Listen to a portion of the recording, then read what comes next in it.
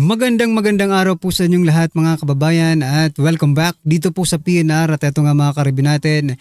Eto, ebidensya. Nako. Senator Rodante Marcoleta nagsalita na. Umpisa na ng pagbagsak, bistado na. Ayan mga kababayan, patungkol po riyan ang ating alamin at bibigyan ng reaksyon ngayong araw na ito. Pero bago pong lahat mga kababayan, sa mga hindi pa po nakapag-subscribe sa ating munting channel ay pa-subscribe naman po. At palike na rin po ng video ito. Maraming salamat po at eto na nga. Simulan na po natin to.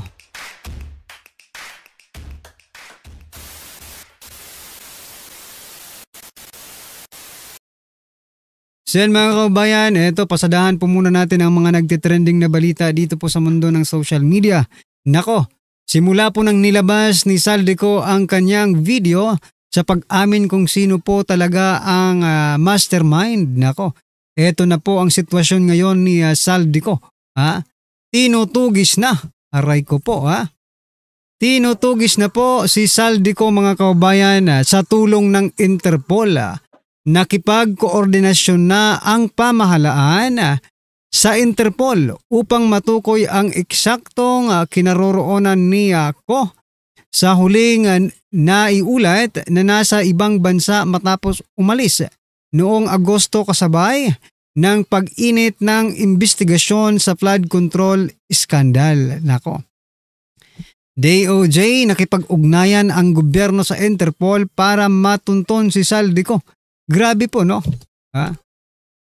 Nung una mga kaubayan, sabi ng taong bayan, pauwiin nyo na dito si Saldico. Sabi po ng gobyerno, sabi po ng palasyo, hindi po pwedeng pauwiin si Saldico, hindi po pwedeng kansilahin ang kanyang passport, di ba? Hangga't walang kaso. Ngayon mga kaubayan, nag-iba na po ang ihip ng hangin umamin lang si Saldico mga kababayan, di ba? Umamin lang naman yung tao, di ba? Ngayon tinutugis na ng Interpol mga kababayan, di ba? Napaka-obvious naman ng gobyernong ito mga kaubayan, no? Talagang dahil sa pagbaliktad ni Saldico, eto, siya po ay wanted na. Pero noon, taong bayan po ang nagsasabi na pauwiin na yun si Saldico, magnanakaw yan. Anong sabi ng palasyo? Anong sabi ng gobyerno, administrasyon? Nako, hindi pwedeng pauwiin yan. Walang kaso yan eh. Di ba? Tingnan nga natin yung mga nag-react dito po sa sa post na ito. Nako, 26,000 po ang tumawa mga kababayan at 6,800 naman po ang nag-like. Ang galit po ay 667.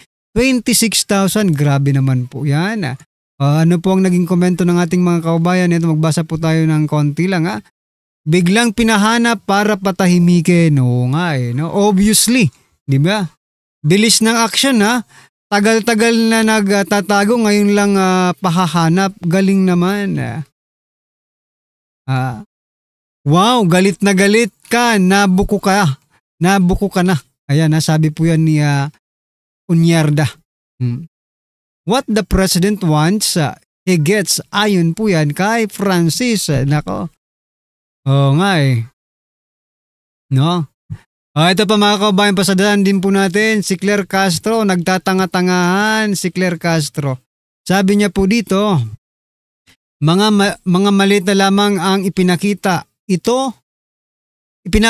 ito, no? Nasaan yung mga sinasabing niyang pera? Tanga ka ba? Saan ba nilalagay ang pera? Ang maleta ba ang inilalagay sa pera o yung pera ang inilalagay sa maleta? Kayo na lang po ang humusga dito sa tanga sa kay Jose Claire Castro kasi mga maleta lang daw yung nakita niya, hindi yung pera. Ang tanong ko naman sa kanya, kasi attorney naman siya, siguro ko magaling naman ito sa logic, no? Ano ba ang inilalagay sa maleta? Or yung pera ba ay yung maleta ba ang inilalagay sa pera or yung pera ang inilalagay sa maleta? No? Para hindi ka na mahirapan, sagutin mo na lang yan. Nako po. Ay, naka, wag na natin patagalin yan. Mukhang pati tayo magiging ob-ob pag pinatulan natin si Castro. Pero eto, papatulan ulit natin to mga kaubayan. Ha? Sabi po kasi dito, no? Sabi dito ni Castro, no? Nagpaliwanag po siya na sa inilabas na video ni Saldico. Ito, panoorin po natin to. Ayon sa Pangulo, he won't dignify Saldico's allegations. Ang mga binitawan ni Saldico ay isang kasinungalingan. Propaganda. Mas lumalaki ang kasalanan ni Saldico sa bayan. Napakaliwanag ng mga lumalaki daw yung kasalanan ni Saldico sa bayan, no? I think mas nabawasan yung kasalanan, mga kabayan. Kasi nagsabi po siya ng totoo, di ba? Siguro ko, Attorney Claire Castro, no, madadagdagan lang ang kasalanan mo pag hindi ka umamin. Tulad po ng nangyayari ngayon, ayaw umamin ng amo mo, ikaw, hindi ka umaamin, di ba? Ibig sabihin, ikaw ang mas lumalaki ang kasalanan. Ito, pakinggan pa natin to. Amin niya. Umamin si Saldico sa ginawa niyang mga insertions para sa budget 2025. Umamin si Saldico, mga kaubayan. Ano pong inamin na Saldico? Si BBM ang mastermind. No, yun po ang inamin niya, di ba? Tapos ano ngayon ang sasabihin ni Auntie Claire? Hindi na niya maitatanggi na siya ang taksil sa bayan na naglalagay ng mga insertions para nakawin lamang? At ang mga insertions na ito na nagpabago sa National Expenditure Program o NEP 2025 ang siyang ikinagalit ng Pangulo. Ikinagalit ng Pangulo pero pinirmahan? Parang hindi nagja-justify yung sinasabi ni Castro. Nagalit daw yung Pangulo pero pinirmahan yung GAA. Teka lang, Castro. Maging matalino ka naman minsan, no? Halatang halata ka na eh. Diba? Halatang halata na po itong si Castro, mga kaubayan. Dapat minsan gamitin din ng utak, di ba? At nagsabi pa siya na hindi niya makilala ang NEP 2025 na gawa ng ehekutibo na pinasa noon sa Kongreso. Kaya nag-veto ang Pangulo ng line items sa 2025 budget ng halagang 194 billion pesos. Kaya't ang sinasabing pag-insert ng 100 billion pesos ay taliwas sa sinasabi ni Saldico. Bakit mag-uuto si Secretary Mina ng DBM na mag-insert na 100 billion pesos na proyekto kung tatanggalin at i-veto ang mga proyektong ito? Ito po. Bakit daw po tanggal, no? Bakit daw nag-veto at bakit hindi in-insert doon sa sa NEP, di ba? Ito po ang sagot ni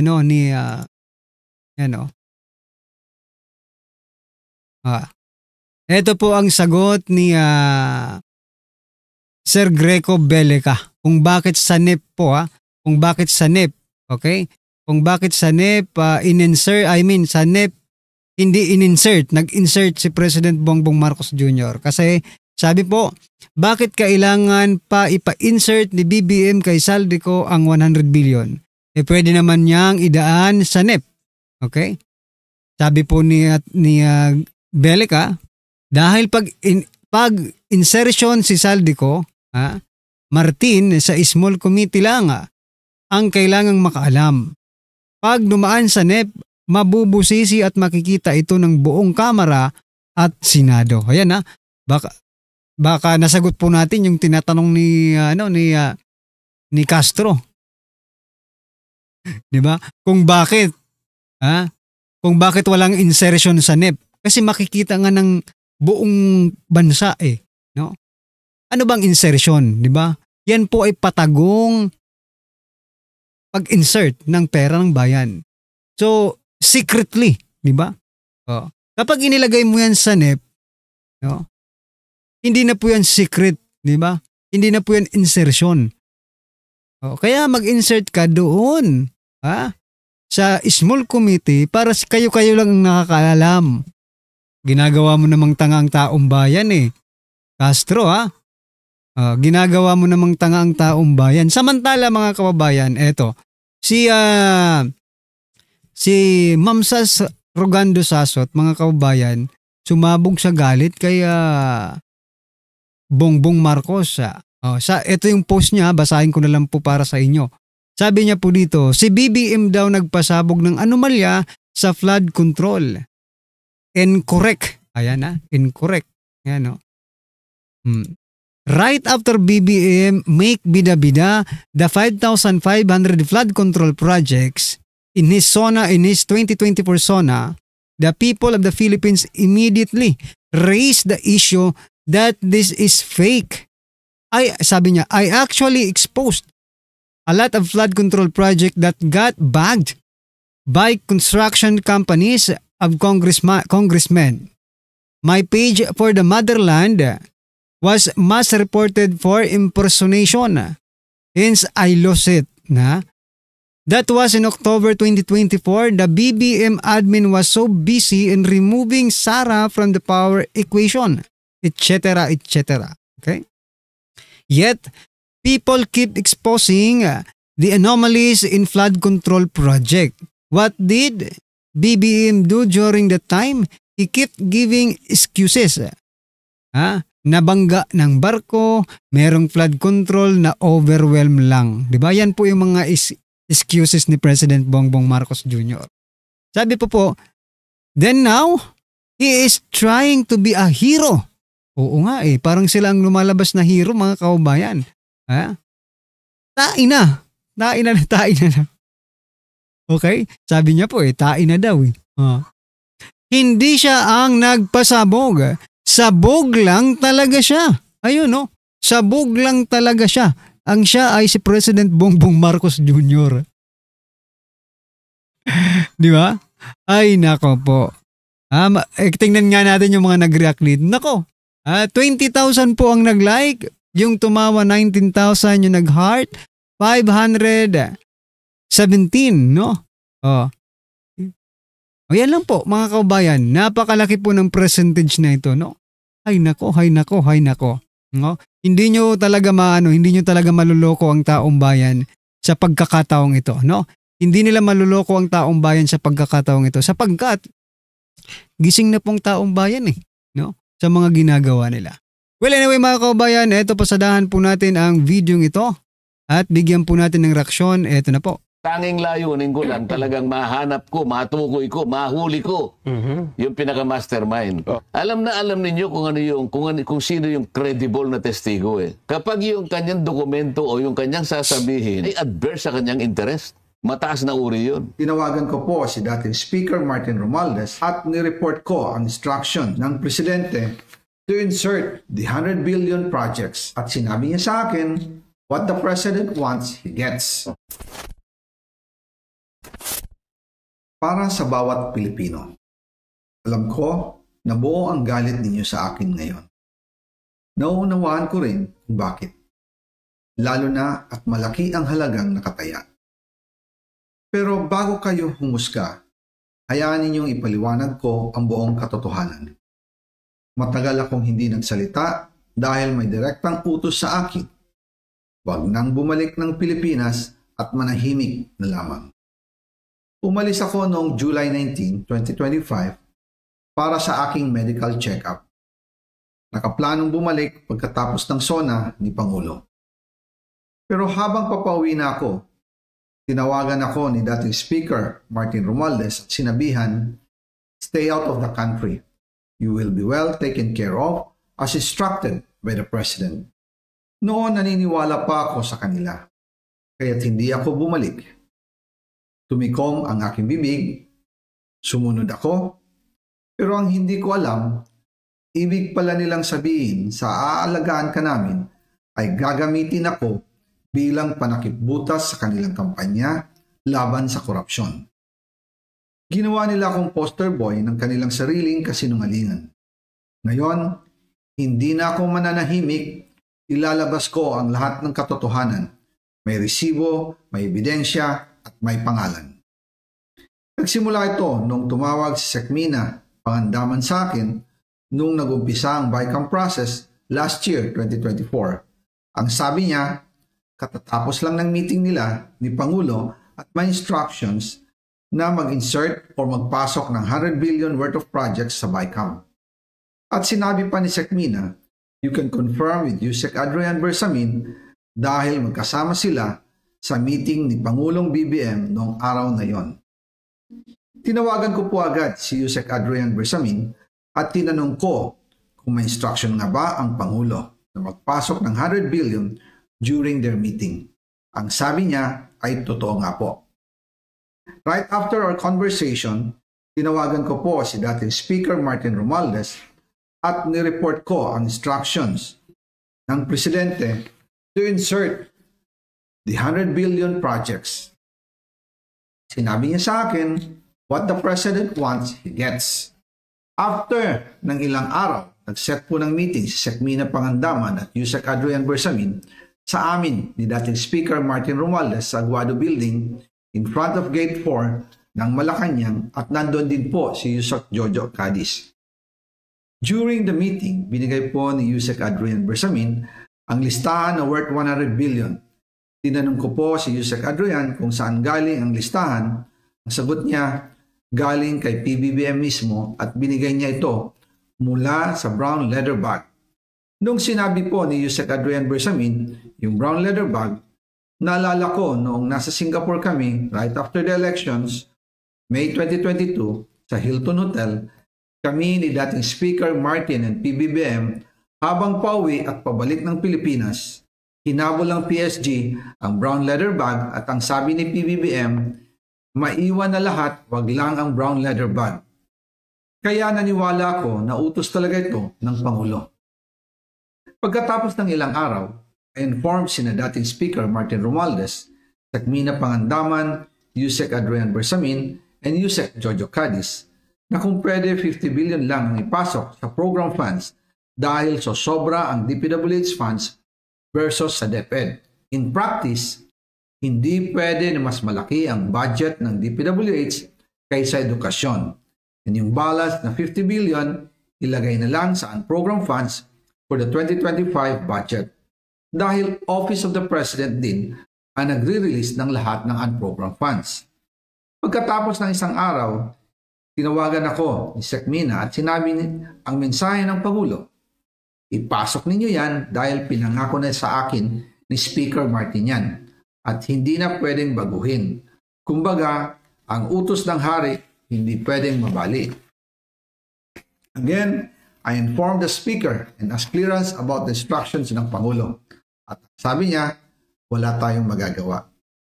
Kaya po nagtataka ako kung bakit sinasabi ni Pangulo na hindi niya makilala ang budget, samantalang lahat na binawas at dinagdag sa mga ahensya ng gobyerno ay humihingi ng approval sa kanya si Sekmina Pangandaman. Sinasabi ko na naman to, wala akong kinakampihan. Ang tanging layunin ko lang talagang mahanap ko, matukoy ko, mahuli ko yung pinaka-mastermind. Sila ayaw nila eh. Ang napapansin namin dito, Sen, pag kami nagturo ng mga mastermind, sila yung inuusig. Sila yung inuusig. Gaya ni Gutesa. Ang classic dito si Gutesa. Isipin mo ha. Si Gutesa, sa pangkaraniwang testigo, kung halimbawa, Nelson, ikaw ay judge. Ikaw naman, Nelson, ikaw naman, Jen, ay prosecutor. Yan, Dahil pareho kayong abogado. Alam na alam ninyo kung ano yung, kung sino yung credible na testigo eh. Yes po naman. Lalo na sa isang judge ha.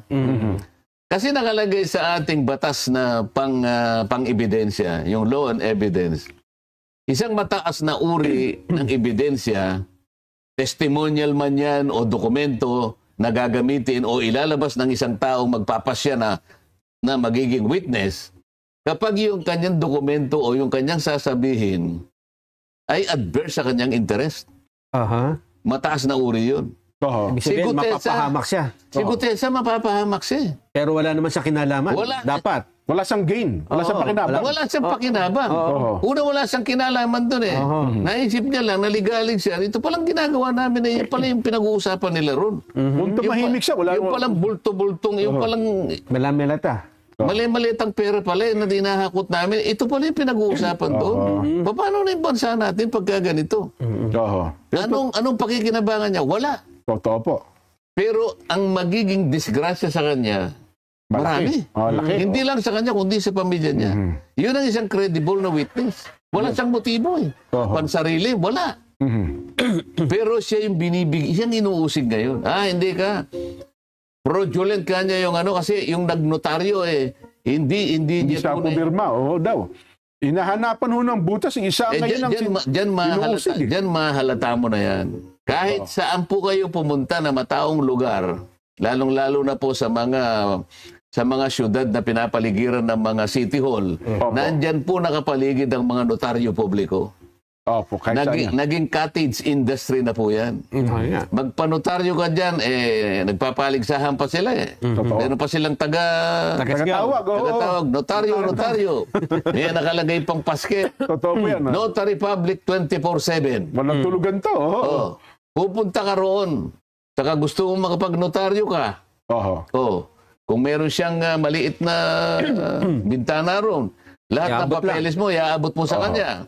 Pagkatapos niyang pag-i-stampan lahat, pipirma niya ganyan, sisingilan ka ng kaukulang bayad. At saka niya iaabot sa'yo. Ikaw ba na nagpanotaryo? Tatanungin mo ba sa kanya? Gusto ko pong makita kung kayo po talagang pumirma nito. Nasaan po ba si attorney? Gusto ko po attorney, kung kayo po, yung pumirma po kayo uli para malaman kung pirmaho nyo talaga ito. Meron bang gumagawa ng ganyan? Mukhang wala. Pagkatapos ito ang gagawin ng mga kasama ko sa Blue Ribbon Committee? Lalong-lalo na yung pumalit sa akin. Saglit lang, Sen. Bago kayo mag-alab ng kalooban sa bagay na yan, meron lang kasing paalala ang DOH. Pero saan may mga nagtatanong, kung halimbawa bang ipatawag ulit itong si Gutesa, kasi para akala na matapos ng pagdinig nung siya'y humarap, biglang nawala. Wala na raw nakakala kung saan siya naroon. Kasi ako naman, ang katwiran ko, kasi wala namang pagdinig at hindi naman siya ulit ipapatawag. Pero kung sabay ipatatawag, may garantiya bang babalik itong si Gutesa, Sen? Basta wag lang nilang takutin kasi ngayon may nagsasabi na meron daw siyang 5 milyon na nakapatong sa kanyang ulo. Kaya grabe, tatago yung tao. Yun nga yung sinasabi mo kanina, Nelson. Lahat ng gustong tumistigo dahil sa ang pinagsasabi na nito ay patungkol na dun sa mga talagang nakikita nating mastermind talaga. Gagawa't gagawa ng paraan. May nakita ka nga akong mga mangilan-gilan na nakikita ko ng reliable na information na galing nito mismo sa mga ipinail nila sa ICI. Di umano tungkol dyan sa sworn statement ni Gutesa, pinipilit nila na yun ngang pati yung notaryo talaga ginagawa nila ng usap Samantalang nakita naman, palibhasa yung karamihan doon sa mga kasama ko, hindi abogado, sa Blue Ribbon. Pagkamali nila na ang pinakamalaking bahagi ng kanyang pagtitestigo o yung credibility ng kanyang testimony ay nandun sa notaryo. Hindi, nawala na nagsaysay yung notaryo nung siya ay nagpasya na talagang lumabas at humarap sa pagdinig sa Blue Ribbon.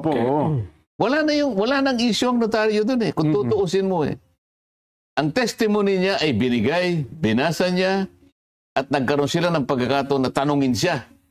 Base sa kanyang paglalahad. Under oath. Under oath yun. Sumumpa siya, humarap, pinagtatanong, sumagot, hanggang matapos ang kanyang presentation. Pagkatapos hahanapan mo ng notaryo.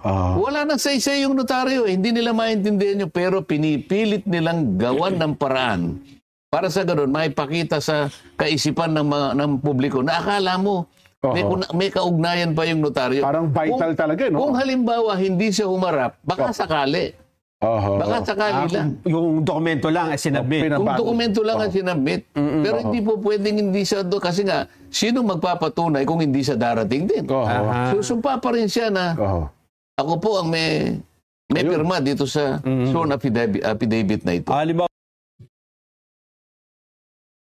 So yan mga kaubayan, talagang nag-coordinate nga po, na-justify po yung mga salaysay ni Gutesa dito po sa pinakawalang video ni Saldico. Itong revelasyon ni Saldico nagpapatunay na totoo nga yung previous exposés ni Senator Dante Marcoleta. Patungkol po dito naman kay Orly Gutesa. No? Ayan mga kaubayan, ano po ang inyong opinion, reaksyon patungkol po sa video ito? I-comment nyo na lang po. Maraming salamat.